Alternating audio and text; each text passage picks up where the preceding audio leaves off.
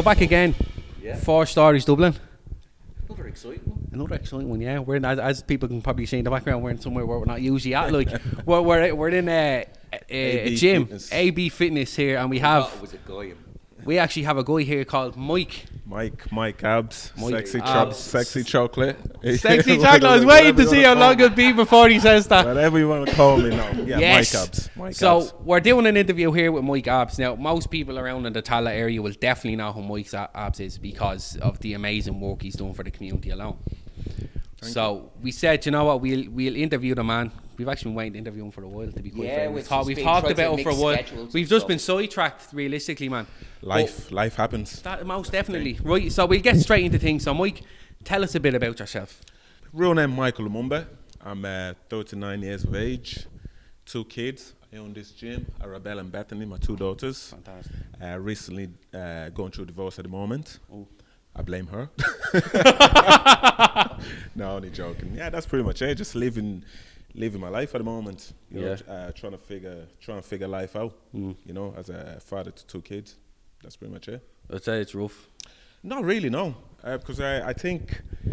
Not in a rude way, saying that, like, you know what I mean? Yeah, you know, no. I see, There's challenges. there is challenges, but I think challenges are there to learn from. Yes. I'm learning a lot about myself in the last 3 years per se. I feel like I have the last 37 years. So it's good challenges. Yes. So It's going to be a time where you have to find yourself, like. yes, and that's exactly it. I feel like I'm going through a journey. I feel like I say this all the time. I honestly believe that everybody has a purpose, and I feel like I found my purpose. So there's something exciting about that. You know? So your purpose is helping people as best you can. That's what you're finding now, is it? That's exactly it. It's helping people. It's getting. But for me to get to this place, I had to go through. You got to go through hell and back. Like. I had to go through hell and back, I believe. And Mike Tyson said it before. He said a quote that there's something beautiful about hitting rock bottom. Now, there's 2 ways you can look at that quote. Yes. I've always looked at it like when you hit rock bottom, there's something beautiful about it because you have a decision to make. You can either realize that there's nowhere else to go, or you can get up and go, okay, I've hit the bottom. There's only one way up. And make that choice and get up and go. Some people choose to stay down, feel sorry for themselves, but I just choose to get up. I actually agree with you on that, right? But you see, the thing is, I find, and I've found in my life, in personal times, when you actually have things to hold on, and you don't actually care about them things, like you say you're in a job, you don't care. It's when you have nothing, you have no excuses. You're like, what do I do now? I have no excuses. I have to do something. Yeah, but it's still a choice though, because a lot It of is a people choice. don't do anything. And they want somebody to come and pull them out of this place. So there's people that are going to get up and do something and react to whatever they're going through. And then there's so many people that just stay down because it's either the fear or just, to be honest with you, I think it's just pure laziness. Sometimes it is. I was going to ask, so you obviously fitness is your business right now, and if you expanded into the community and you're trying to help, but how did fitness start for you? It's, you know what, it's actually, if you look at my Instagram page, Mike Abz, Mike_Abz. We're going to put that up. All the links will be down below. Now, if you look at my Instagram page, my fitness started for me with City West Gym. I just started training there. I've always struggled with, I'm actually the opposite. I've always struggled with putting on size. So I say the age of 28. And now I've played football my whole life. By the age of 28, I started looking at my physical body and feeling that I was too small. So I started going over to City West Hotel and training. Now, with doing that, I always used to take small self-videos of training myself, and then you start building a little confidence. With that confidence, I started taking my shirt off and taking pictures. But with that comes criticism from people. Of course it does. And that's something that I've dealt with throughout my whole journey. But the thing that people don't realize, for me personally, is if I would have listened to people that slagged me about me taking my top off, You wouldn't be where you are. I wouldn't be where I am, because that led somebody looking at my pictures and going, is there any chance you can train me? Do you know what I mean? So it is a connection throughout this journey that I've had regarding how I started and where I am now. So I'll be straight with you now. There's people personal training, and they don't take their own advice. So you actually went the road, done the road. Yes. And then you said, only when I feel I've completed a certain amount of this road, I can talk to people about it. Is it? Sorry, repeat that question. Say that again. Like, you went the road, but you wanted to make... You knew what worked for you. And then when you only felt... Was there a point in time that you felt confident enough to say, yeah, I think I can train people? Oh, yeah. No, it's... me, the one thing about me is... I'm one of those people where I can't wait to be 100% ready for me to do something. I have to jump into it, take a risk to it, and then see where the road leads me. I didn't wait to get my certificate for me to start training people. It was literally, and it was a friend of mine that I was training. So it wasn't a case where I pulled somebody over and they were paying me. No, I was training them for free. But with that, then things start clicking. Okay, we're getting good results with this person. Then the next person, okay, let me start charging €5. Let me start charging €10, and you start building from there. So it wasn't until I felt I was ready to do it, I just started doing it. But I started with friends first. That was pretty much it. And you started it from your own home, like? Yeah, so basically I started, I want to give a massive shout to, it's actually John Cavanagh's partner, Dave Roach. Dave Roach over in SBG. He was half owner of the SBG gym in Belgrade Road. And I came to him, one of my close friend, Richard Kiley, who's an MMA fighter, pro MMA fighter. Interviews, yeah. And he... good ones. No, he's a brilliant lad. He spoke to Dave Roach, and Dave Roach was part owner, and he just said to me, listen, take 2 months, try and build your clients, and then once you're ready, you can start paying the rent, which I never did. But no, I started with SBG, and I used to do it part-time because I still worked on my job. I worked in warehousing. So I was doing that for a while, and then I made a decision to change one of the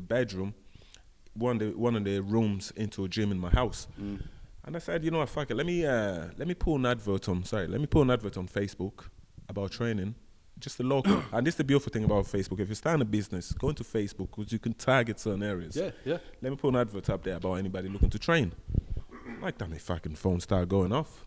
And it was a shock to me that people wanted to train in the bedroom in my house. That was reality to you. It was like, you know what, this is actually happening for me. This is happening, yeah. And like that, so I worked 9 to 5. I only took on 3 clients at first because I finished work.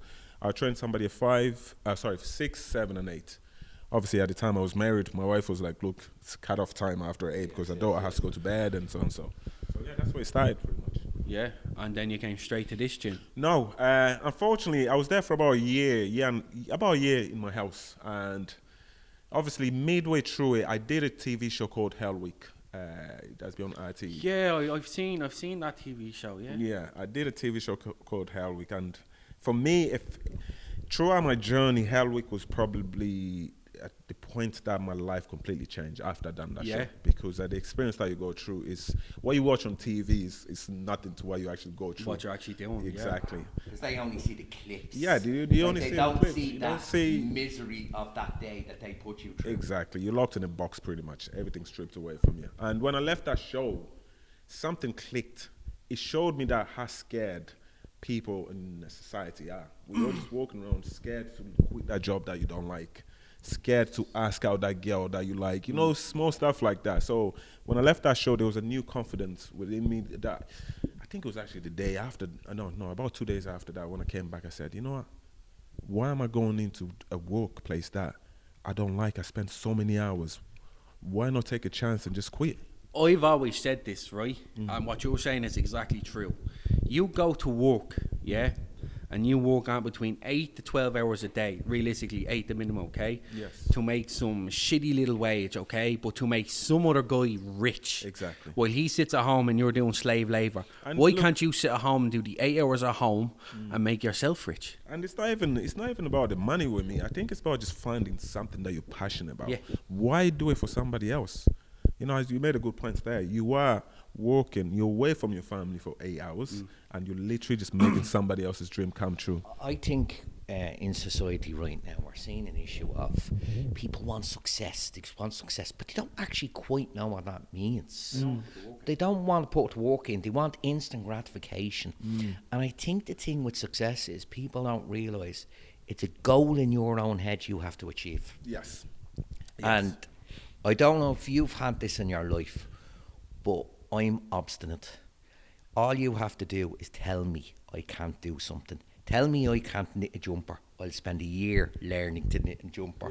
I'll make it a jumper. And then they'll ask me, you go continue? No, I just wanted to prove a point. No. And I think sometimes you have to prove a point to yourself. I think my whole life has been that situation. I've been in that situation of proving a point. And my family, the closest to me being my older brother and my younger brother.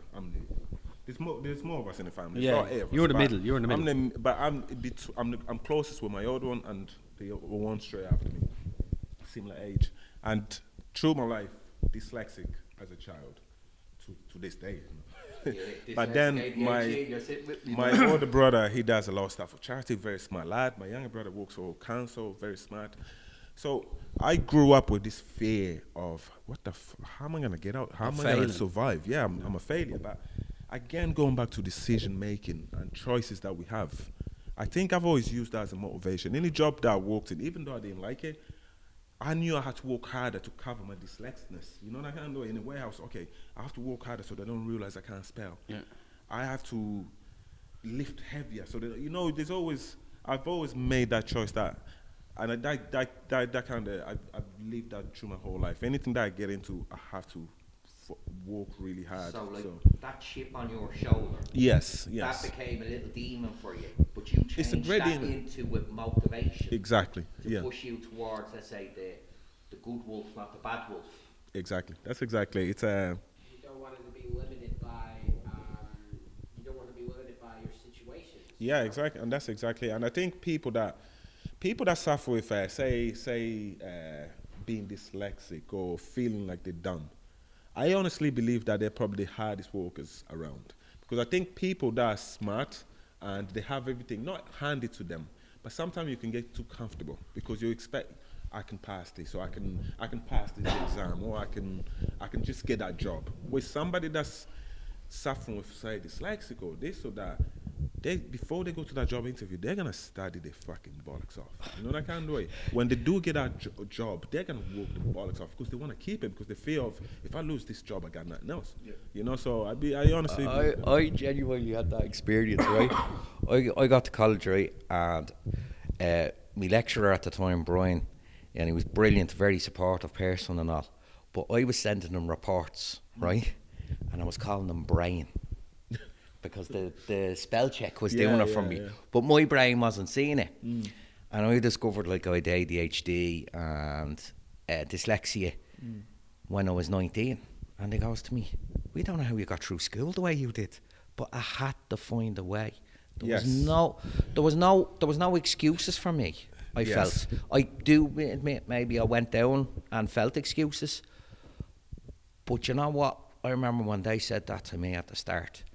And I was devastated because I was like, my whole life, people have been treating me like I'm a bad person.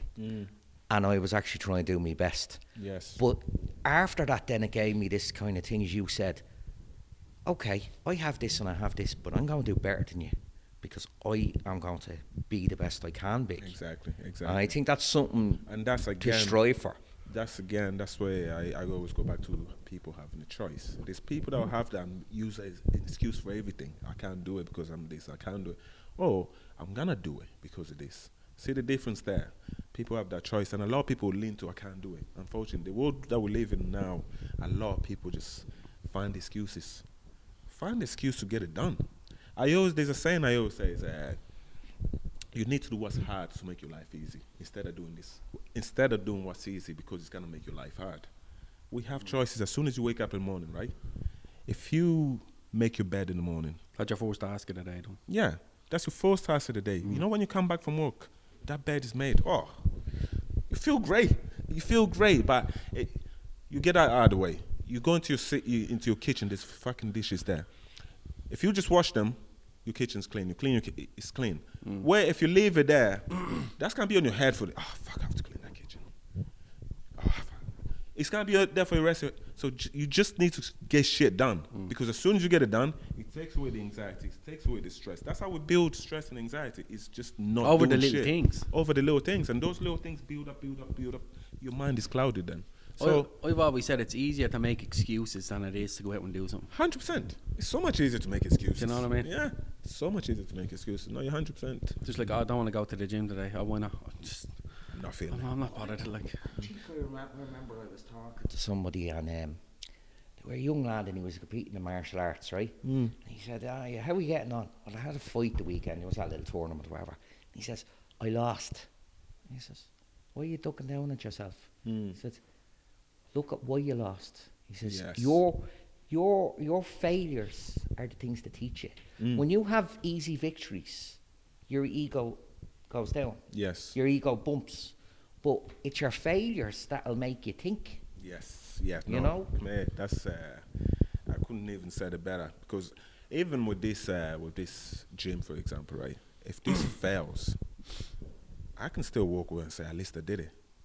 most definitely. You know that kind of way. At least I did it, and I learned from it, and I'm gonna I can go back and work 9 to 5, and people might turn around and because I know for facts people, especially close people that are close. I know some of them that are hating. There's on me. always criticism. 100%. 100%. You can't get rid of that, and that's jealousy for That's people. life. That's life. And somebody said it there. You can't. When you start building yourself up, there's always gonna be hate, and if there's no hate, that means you're not doing something right. Yeah, I remember I was at a party, right? And like a family party, this family, lovely family. And they had 2 kids there. Well, I was going to say 2 kids. They were teenagers. And they got up and sang. And they were lovely singers. I says, oh, how are we doing? I says, did you ever think of doing a bit of recording? You one says, no, I can't take the hate. And I said, no, I knew this from the sets. I knew the extra work. If they don't hate you, if someone doesn't hate you, you're not doing it right. Yeah. Because it means you're not on the radar. So Yeah. when you actually receive hate, it means they're seeing you. Yeah, that's it.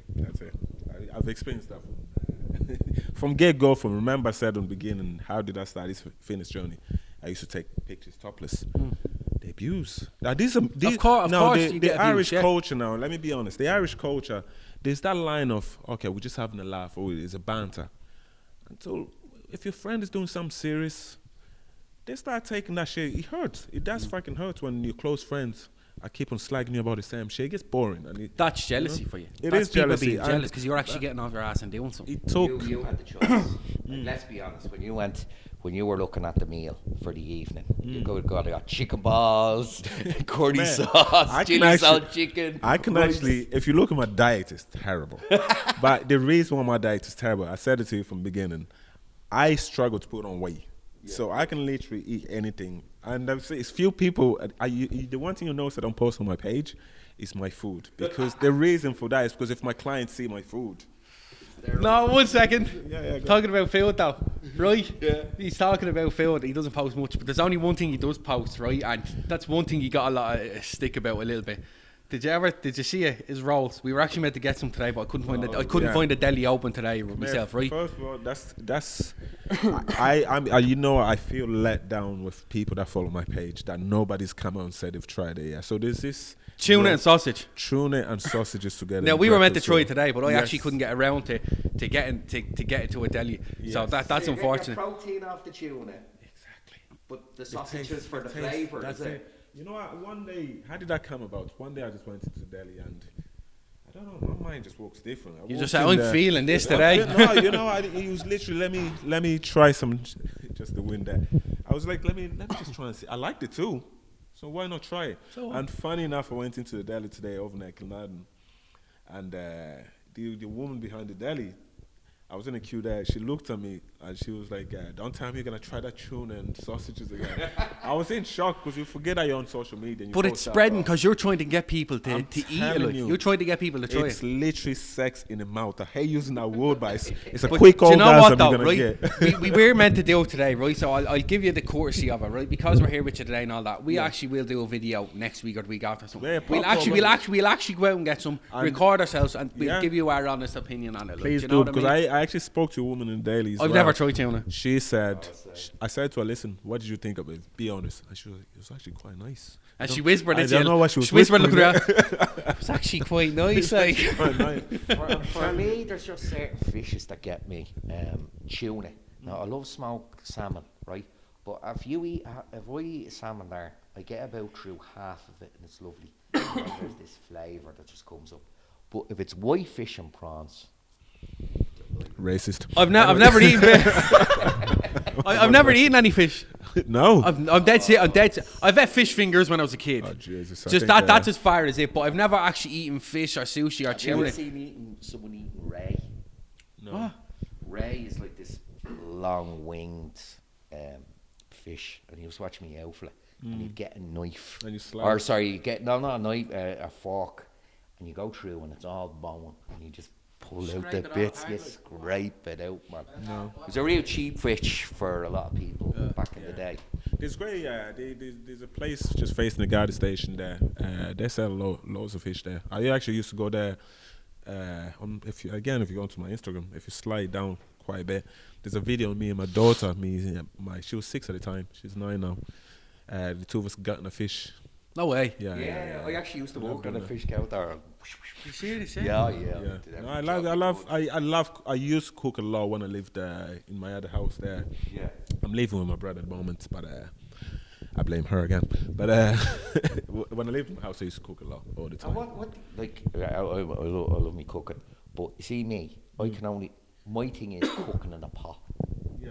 It's always a big pot of something, or a mix of stuff in the oven. Yeah. What kind of food do you bring in? Some like your Congolese Yeah, food? yeah, no, that's the main things I cook is Congolese food. But I just, as I said earlier on, I eat fucking tuna and sausages. But I like just experimenting with food. Yeah. Because I don't like this idea. Oh, this person cooked it this way. I have to stick to the. Yeah. If you're cooking and tasting at the same time, you'll figure it out. Do you know that kind of way? So I'll get a plain normal dish, and then as soon as I start cooking it, I just start mixing it up with things that I like, and keep on tasting it, and eventually. So yeah, I like mixing stuff up like that. I actually wish I cooked some for you. Great cook.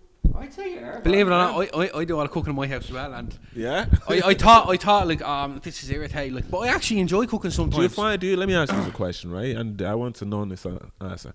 Do you find that more men cook now than women? Don't be Joe. Don't be Joe. If I'm in the house with me missus, she won't let me cook. It's not that I'm a bad cook. She just loves to cook. Okay. So you kind of have to fight to cook. But Let's go, my man. I remember like through experiences, a couple of friends, when let's say their missus was looking after the kids, they do the burgers and the chips. They do a spaghetti bolognese or something hearty. I think men have a real hearty taste in food. I think. Oh, sorry. Go ahead. What do you think? I do all the cooking in my place, right? Not that the missus can't cook; she can cook. But I learned when I was young. This gone back to when I was younger. Okay, I used to play the PlayStation a lot, and my mother my PlayStation was in where the kitchen was, so I used to play there. But my mother cooked a lot, so I always watched her kind of cook. So I kind of knew what way to cook. So when we moved in together, I was able to cook all this different stuff. And she's like, "You can actually cook, so you're cooking in future." No, So I was like, look, I'm not saying in a bad way whatsoever, but I just in generally, for me, how I learned how to cook was a little bit different to my house. My mom used to call us downstairs, and she used to make us like, oh, this goes there, that goes there, stick it in the cooker. Yeah. I fucking hate that at the time. Can I curse on this? Yeah. But it's just the thing with coursing is we don't try, if it's a genuine course. Yeah. But don't course every 2 No, seconds no. just for it. Don't make it. No. Yeah, it's forced, it's I bullshit. hated it at the time. Just course. This isn't fucking Scorsese. I hated it at the time, but I look back now and I'm thankful for it. I honestly believe nowadays, I don't see many women that. I think it's just this generation. I think it comes No. from the fast food thing. Like Ah, yeah, there's that as well. my There's the missus fast food. does People, it's just herbalist easier. stuff, and she's learning, and she's saying, you make this to this. And there's some, I remember like one day I was in the air around and I was collecting blackberries. And I just went out with a bag collecting blackberries, and this fella was walking past with like, say, 2 girls, and they were about 6 or 7. He said, what's he doing? They said, he's collecting fruit. They're like, they assume fruit comes in plastic. Yeah. And you just buy it in the supermarket. I think we have stopped our connection to the land. Yeah, no, to that's happened a to what long we time are. ago. That's happened a long time ago. Even the Hello Fresh, it's like you make really good meals. It's healthy, but someone else has chosen everything. They bought the lettuce. You know what I mean? Yeah. I like cooking a lot. Yeah. Yeah, I do. Especially kind of like, I especially started cooking around 2020, and I kind of realized, oh, okay, so maybe fast food hasn't provided as much as I hoped it would, so I kind of like cooking at home. Yeah, no, it's much better. Obviously, you know exactly what you put in your food. That's a bit of a lie. I think fast food is great. Look, some of the Fast food food is absolutely terrible. delicious, and that's why I am the way I am. Fast food is terrible. That and I blame the kids, because kids should be wasting food. I'm like, stop wasting food. Terrible. It used to be good when you liked it at a certain point of time, but then you begin to realize it's not giving you any benefits. Financially, you're best off cooking at home. And Yeah. I cook in bulk as well. So when I cook, the way we used to, we have a big family, so we used to cook massive portions, put in the freezer, and then you have it for the next couple of 2 days. days, like, yeah. 2 days, 3 days, yeah. Health-wise, cooking at home is always the best. Yeah, 100%. So I was wondering now. So you started with this gym, and then everything was going. It's been going good for you. There must be challenges running in the gym. There's thousands of challenges. One is, not gonna lie, there's fear, because I'm doing this on my own. It's a massive fear. Am I gonna get it? And this goes to any There's a lot person of things that's to look after, bills, and make sure everything's maintained. Make sure you're paying the landlord for starters. Make sure you have enough clients that's gonna That'll pay your rent. And they'll pay your rent. but also, you need a profit for yourself as well. Exactly. So, and then learning how to balance your wages, learning how to thinking about taxes and stuff like that. So there's a lot that play on the background, but I knew this was my purpose. So whenever I'm having doubts about anything, I go back to what I'm doing it for. And that's why I wake up at 6 o'clock in the morning, because I want to wake up at 6 o'clock in the morning. The clients that I work with, I want to work with these people because, again, the way I have this gym set up, I call my podcast Perfectly Broken, because that's how I am as a person. And a lot of people that I train are exactly those people. They are perfectly broken. We all have a story to tell, but deep down we're all perfect. And that's the way I have this gym set up. Anybody that works in here, that works with me. I think that the fact that you have that attitude helps. Because I remember, like, you'd be talking health stuff to somebody, and then you sit there and you say, "Yeah, how we did? Oh, yeah. So what did you have for a healthy breakfast?" And you go, "Oh, I had fruit." They go, "Too many sugars." And you're like, I think that's the problem with the health culture, that they just tell you everything's unhealthy. No, and it's so discouraging. Somebody will find something wrong with something. So I think that the thing of actually saying to people, "Okay, you're perfectly broken. Let's walk towards it." Yeah, and I think once you're honest with yourself, I think that's the main thing as well. It's when people come here, I'm not trying to fucking bullshit them into anything. I have a connection with my clients because I'm honest with them.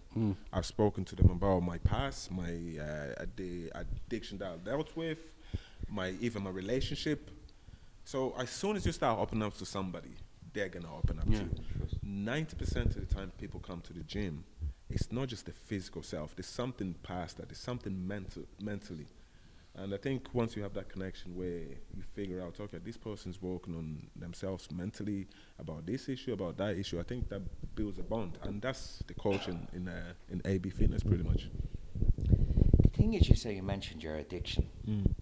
I think addiction in culture is something we all have. We have different addictions. Yeah.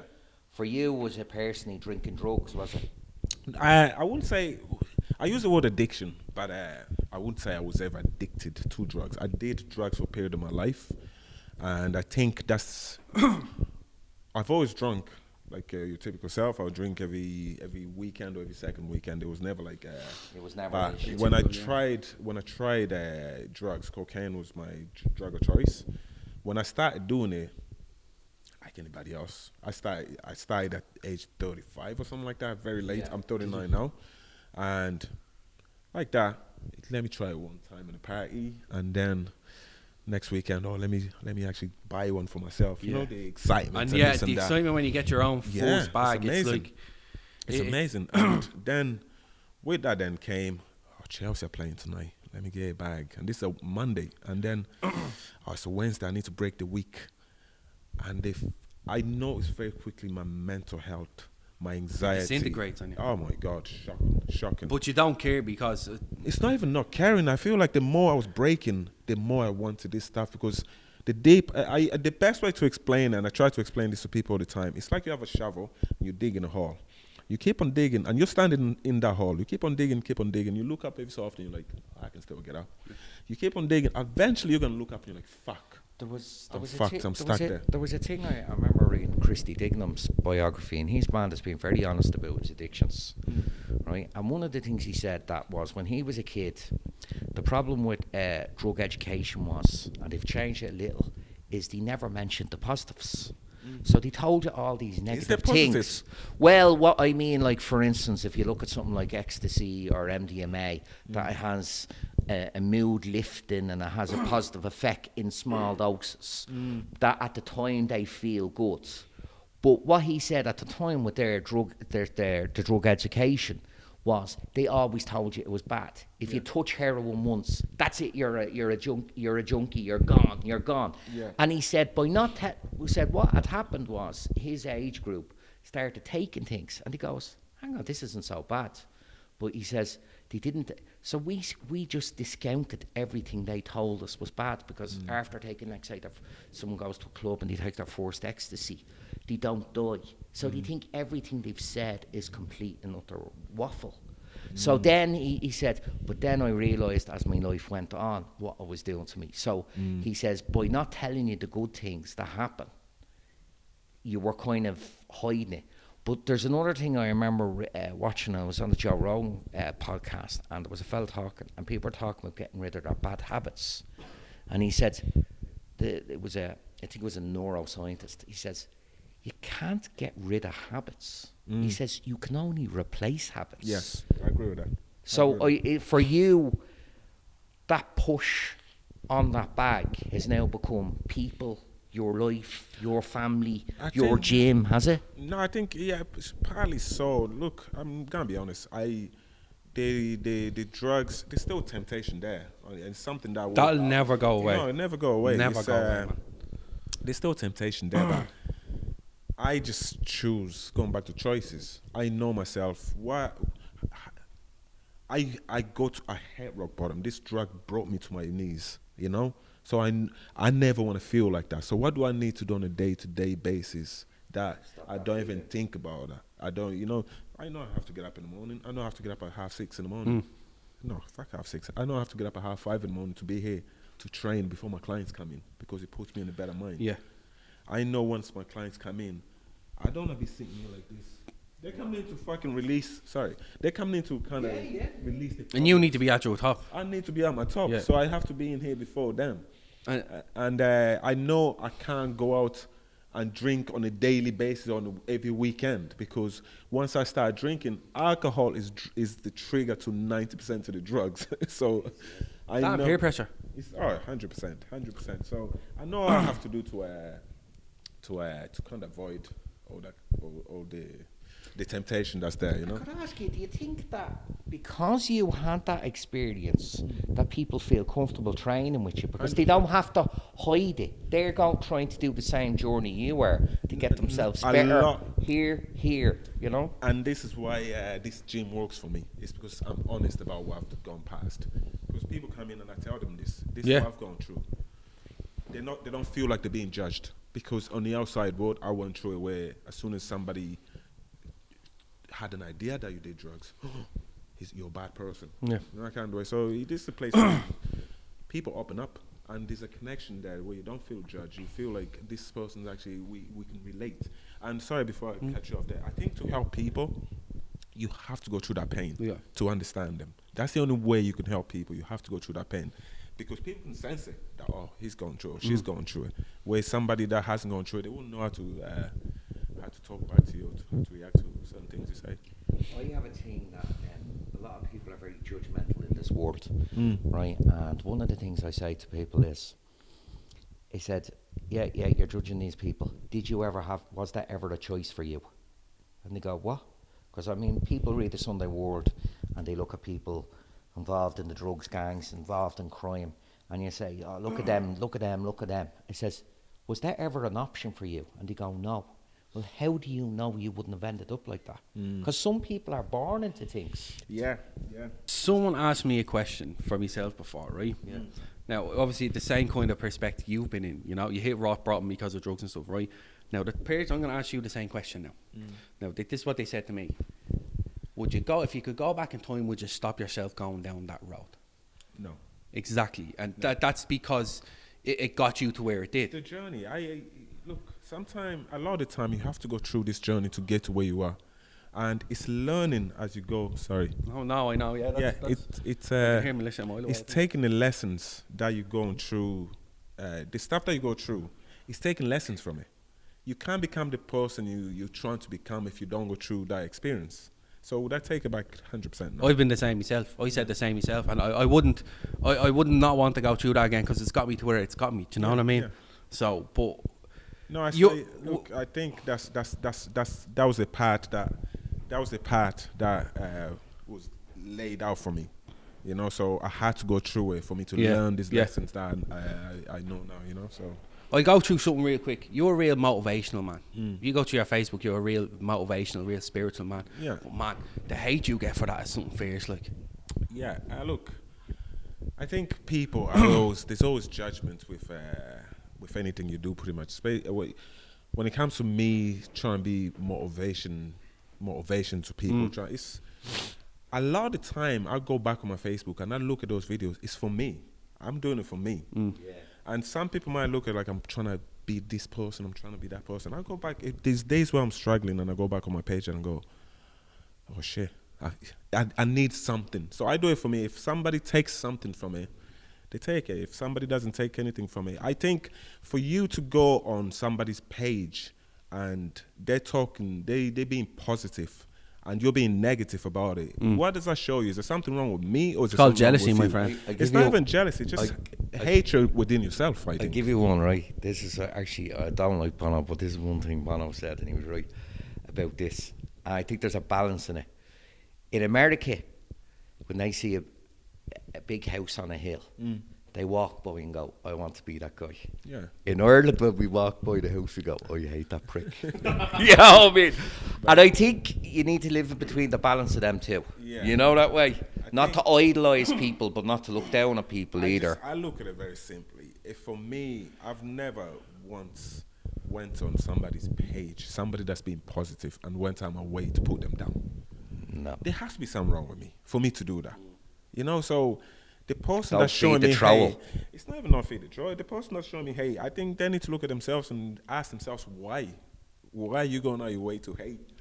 Like there's one specific post, right? I'm going to mention it, okay? Yeah, Like go there on. was a crash a good while ago, right, on the Jobstown That Road. was good one. That was like 2 months ago. Yeah, it's right. There was a crash, okay? In social He media, was, that's 10 years. But he put the video up, right? Just a video. Oh, everyone be careful going up that road. Hope the person's all right? That's just giving people a heads up. Don't go down there. There's a crash. Hopefully there's someone okay. Yeah, that's the perspective I took out of a post like that. But then you had all these Karens and shit that decided call it look snowflakes. at this. What are you posting stuff like this for and all? Just because they didn't go to that bingo on a Wednesday night, like they just wanted to take that rant out on someone else, like.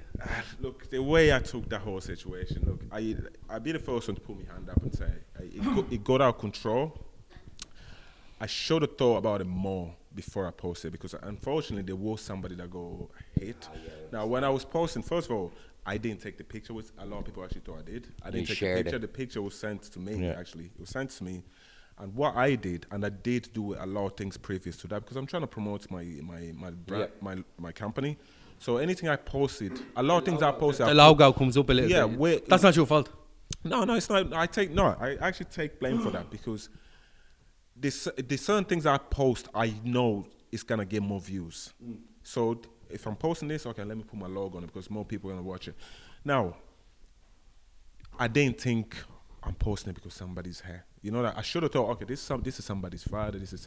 So when people started giving me the backlash, I kind of understood, but at the same time, it's the way people came at me. Yes. And as a man, there's an ego from my side of it. There's an ego where when you're telling me to do something, I'm gonna step up and be like, fuck, no, I'm not gonna do it. Try me. Exactly, and that was pretty much it. And the resistance from my side of it, I should have been I should have been more sensible and thought about the family and stuff like that. But at the same time, it took me a day or two going back and forth with people. The only thing that hurt me about that whole process, obviously, apart from apologize, but the only thing that really hurt me about that process was, not hurt me in particular, but there was people that I gave messages of people that I don't post. Mike, thanks for your video. This has helped me with this and that. And I really, really appreciate it, and I never post them out in public. It's the same people there's one or two people that have sent me messages to say how much I've helped them with, well, I'm talking about this, I'm talking about that. And those are the same people that when that video went up, jumped on a bandwagon and started pulling me down, and I told, for me, that was, that goes to show the level of, it's literally just the sheeps, as I call them, or snowflakes. Like, look, I did apologize, and I did take the video down after my ego came down and I thought about it more, but again, you can't, when you're dealing with social media, those things are expected. I guarantee you, right, if you see outside the gym, if you hired 20 people to queue up outside that gym, by a half an hour, you'd have 50 people, and they wouldn't even know what they're queuing up for. Yeah. That is the group thing. Like you just said, it's a sheep effect. Yeah, it is, 100%. And the social media game is, it's taken me a while, because at the beginning I used to get really upset and angry about this or that, and now I've just come to... You have to accept it. Yeah, I've watched Joe Rogan. He says, no matter what video I do, he says, I don't expect 100% positive. He says, I'm always going to get at least 5%. He says, no matter what I say. You have to look at it this way. For example, I say I post about 10 to 15 videos a week.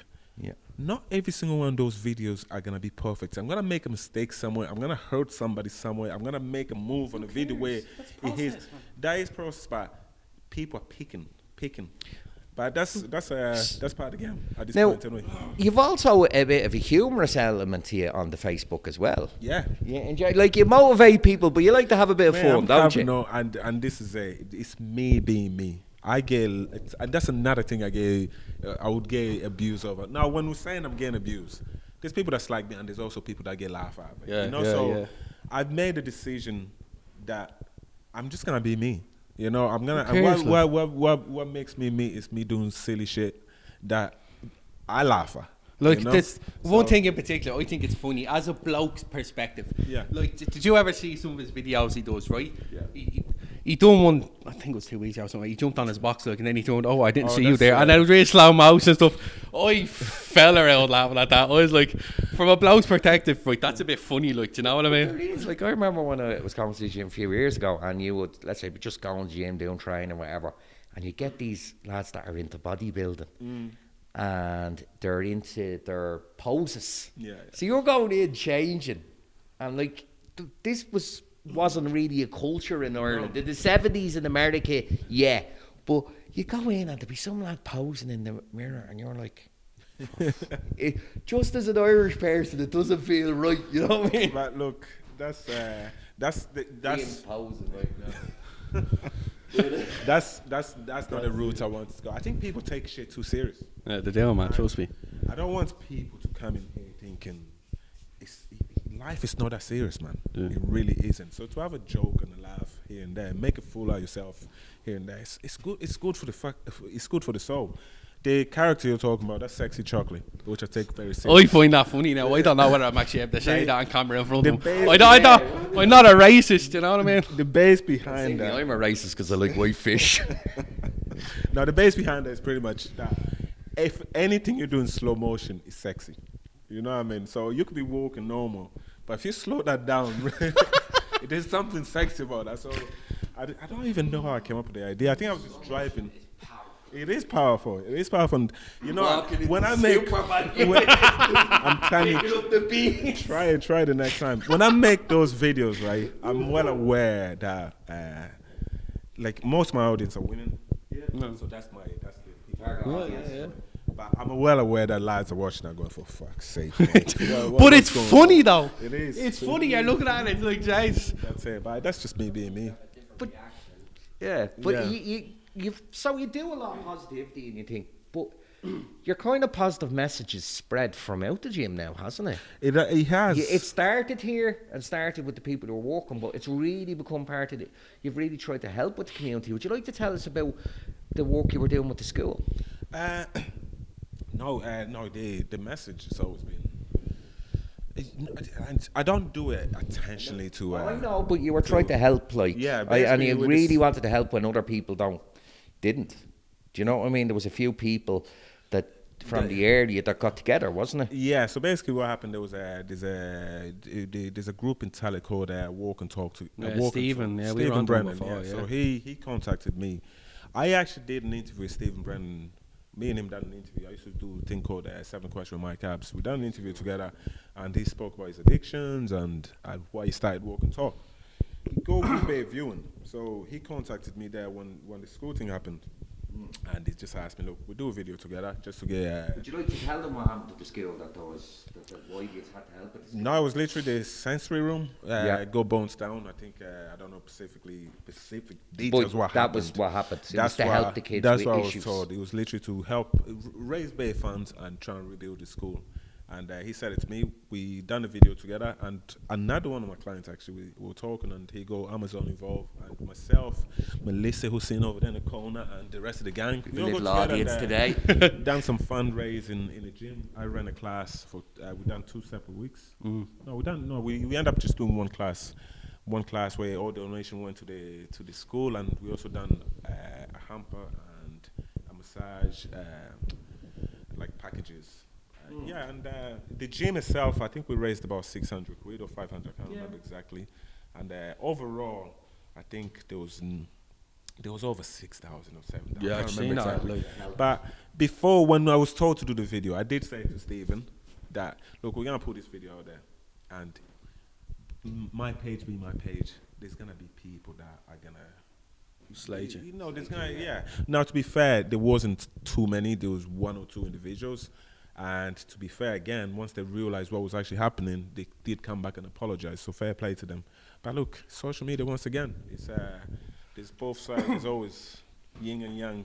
You're a very active man, and you're doing a lot, but you actually have future plans. Would you like to tell people about your future plans, what you're working on right now? You mentioned your podcast. Yes. The Mike Abz. Mike Abz. Broken podcast. That's what it's called, isn't it? Perfectly broken podcast. It's myself and my co-host Melissa once again, who's in there waiting to record the next episode, because we record one yesterday. Yeah. And the sound is completely off, so we're gonna have to redo it. But no, the plan for that is again, going back to the community, is I want to bring on people that connect us. And I want to bring, say for example, right, I know there's somebody that, Keith, I forget his last name, who deals with dogs, you know, the lost dogs and stuff like that. He's friends with me on Facebook. That's somebody I want to get on, because I want to see how we can help him raise money because he's funding it himself, which costs a lot of money. I want to get non-funded charity. Non-profitable charity. Yeah, I want people like that, groups like that to come on and just have a chat and see if we can get people to help them. I want real people to come in and tell the story, because one thing I'm 100% sure is every single one of us has a story to tell. Most definitely. And if we do it, I want the whole podcast is I want to reach the Tally community. Yeah, you know, I want to make it. That's a good idea. And then there's a phrase in martial arts that says, "Is the brightest candle lights all the other candles."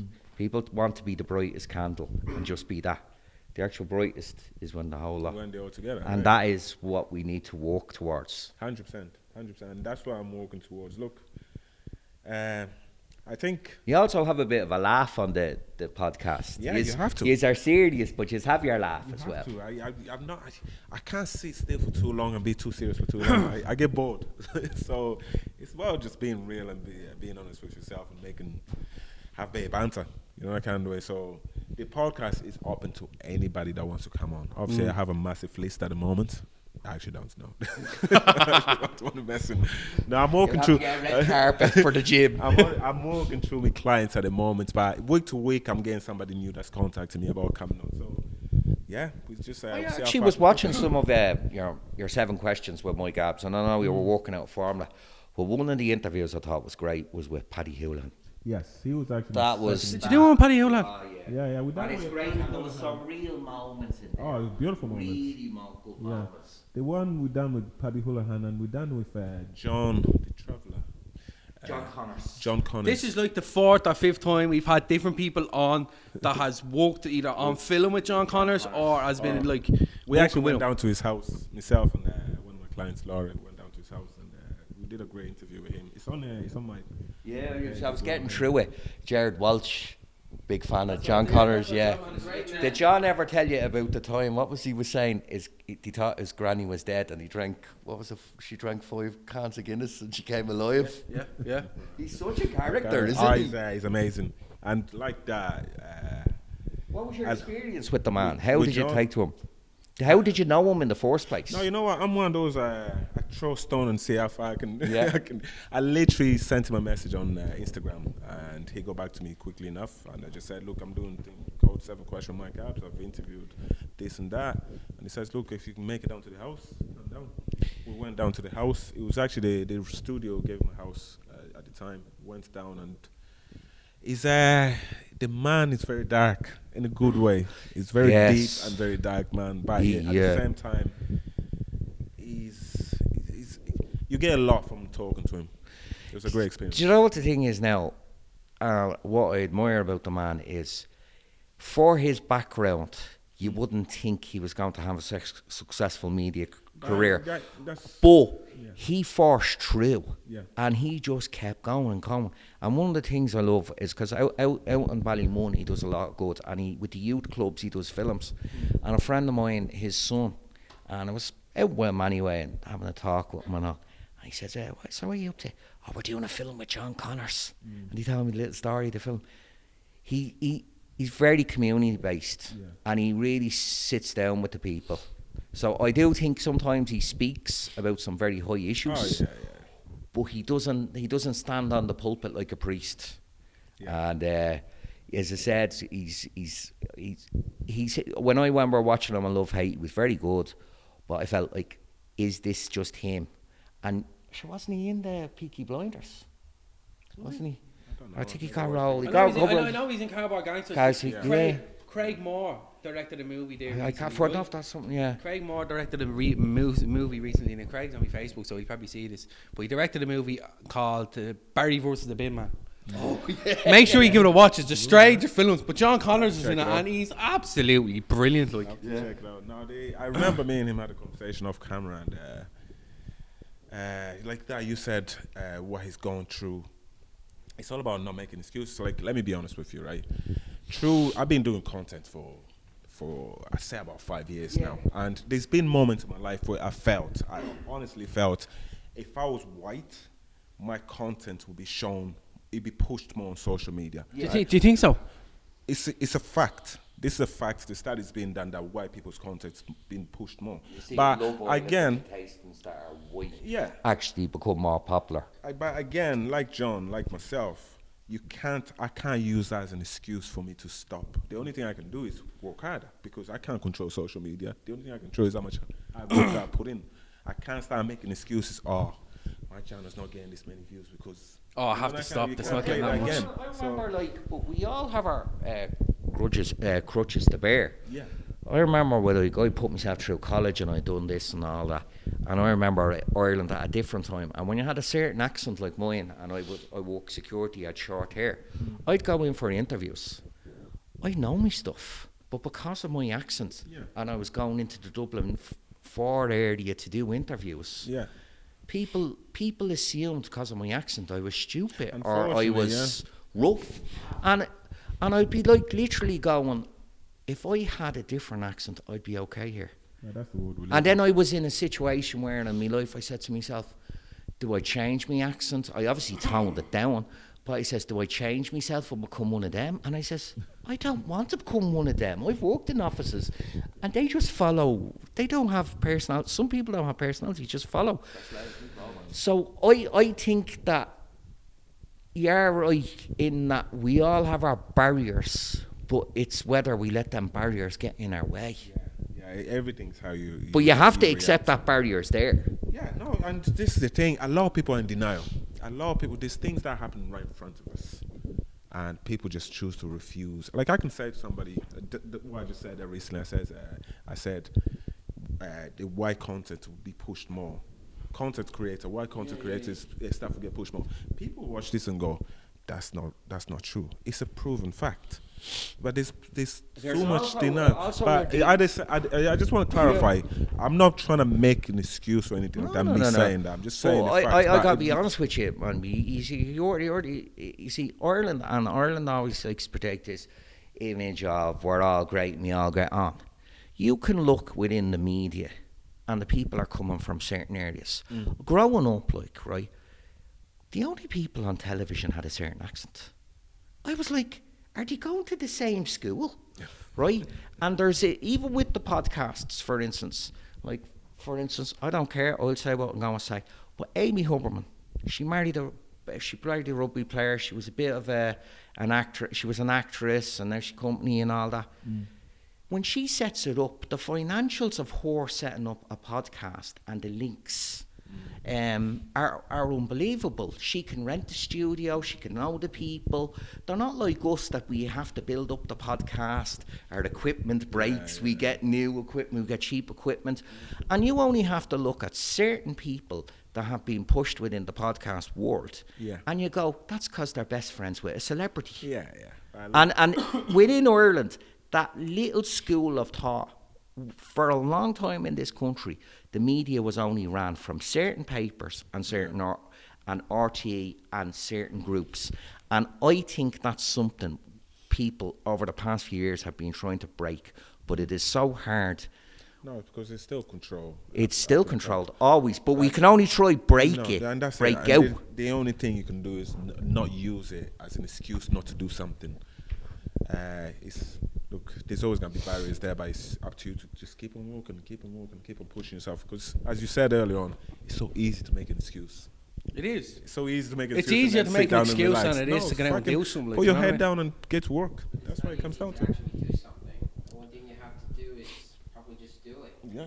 Get off your ass and get up and do it. That's it. So that will be the message of the podcast, isn't it? Get up, you're off. No, you need to do what's hard to make your life easy, because if you do what's easy, your life is going to be hard. There you That's go. the message I want to leave. Before we wrap things up, quick question. Yes. Have you ever thought about going and doing film work like? No, because the only thing that stops me with that, and I'm actually signed with modeling agency, Sexy Chocolate. But I'm actually signed with. That's on your business card. I should put on my business card. I should actually stop that. I'm actually signed with a modeling agency, right? And they've offered me loads of. And I say to them all the time, please don't send me scripts. Again, going back to this fear of mine, having dyslexia, in me standing in front of a crew and reading. The only thing that I've done recently was the Guinness advert, which was really good. We didn't have to say anything; it was literally just acting. So you're like an extra. No, I was the main character. Yeah, but you know what I mean. It's not talking part. Yeah, I can show you after this. It's actually great. Oh my god. But Sexy Chocolate made it on the Guinness. I'm out here living my best life. The amount that he drank. But no, it's the fear. To be honest with you, that's the fear I have, is having to, first of all, read in front of people, forgetting the lines. It's too much for me. But it's something that down the line I'm gonna work on and trying to conquer. I'll give you a bit of advice on this one now, and this comes from the heart, right? Learn it like a song. When you go through your lines, you have your lines wrote down in your own handwriting, in your back pocket, and every day you just take it nearer the time, and it becomes like a song. When you sing a song, you don't even think about it. It's there. No, it's something that I really have to work on. That'd be my goal for. I think learning down the lines now are the best bit. Is the best bit. Yeah, it is the best bit. It's when you get on back. It's when you get on the camera and you actually go and play this character that you've been told. Yeah, this is what you need to do. You know, that's where it's kind of a bit of a standstill, in my opinion. Do you know what I mean? Nah, look, it's something that I can put on my goal list. It's to appear on even as an extra. Call it a goal list. Not a bucket list. Bucket list. No, bucket list when you're dying. Yeah. Goal list is what I'm doing now. Bucket list is the stuff you're doing just before you croak. You know what I mean? So, no, my goal list is every year I set myself goals and I try and tick them off. And I think that's another thing I think people should start doing. I think everybody, if you can, before bed, make a list of things that you need to do the next day, and then wake up in the morning and start ticking them off. People treat that like the New Year resolution, though. They do it for a month and then it's gone out the window. This way you should do small goal list, Do you know what I mean? daily list, instead of doing, in 1 year I want to complete this in 6 months. No, just do tomorrow. What have you planned? What's your biggest thing you have to attack tomorrow? Yeah. And make sure that's on top of the list and make sure you tick it off. Life is so much easier. Remember, do what's hard to make your life easy. Because if you do what's easy, your life is hard. You know? Yeah, Right. most definitely. No, it's been a good interview. I'd Yeah, say. so I think we're going to start wrapping things up now. This Anyway. man's busy, man. Yeah, He's got this his own podcast. we have Perfectly Broken, is it? Perfectly Broken podcast. And that is on your Mike Abz. That's YouTube. on my the YouTube channel. It has just been changed today. It's now called Perfectly Broken. Perfectly Broken. So And you can also catch check the it out, give them a clips. subscribe. Yeah, you can catch the clips on Facebook. Facebook is Mike Abz. Yeah. Mike ABZ Yeah. Abz. And then on Instagram is Mike _ Abz ABZ. Don't worry, we'll have all the links down for any fellow dyslexics. They just have to click. Okay. We give our audience a little goodbye. That's all right. Yeah. Well, you can, yeah. I can probably take that off. Don't mind being on camera, do you? Okay. You want That's That was great. That's Melissa Luttrell and Mark Luttrell. Luttrell, Luttrell. Sorry, my apologies. That's it. I like that conversation. But now again, Mike, thanks again for coming on and actually for kind of hosting the little venue here. No, lads, thanks so much for having me. Do you know what I mean? Appreciate it. And if you need anything in the future, just give me a shout. Same with yourself, man. Yeah, Same with we'll do yourself. that skit Ho- eventually. hopefully we'll all hook up again soon, like Oh, yeah. be a bit of crack. The gym's an open door for you anyway, so. So again, thanks again. Make sure everyone likes. They make sure they subscribe, leave their comments, and don't forget to follow this man as well now, because Perfectly Broken. make sure you're following Sexy Chocolate. You said it. Right, go on. Thanks, lads. Cheers. Thanks.